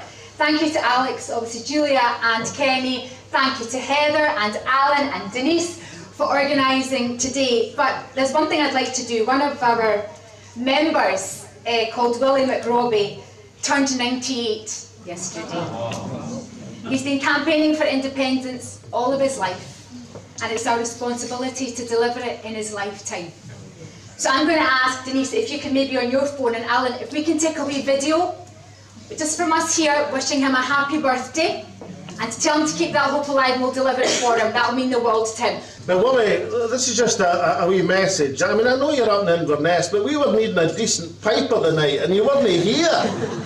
You were up celebrating your birthday, and I said to the folk in Dundee, I says, why can we not get a decent piper in the great city of Dundee? And they said, you should have brought Willie McRobbie with you. So from all of us here in Dundee, with one voice, we want to say, Happy birthday, Willie!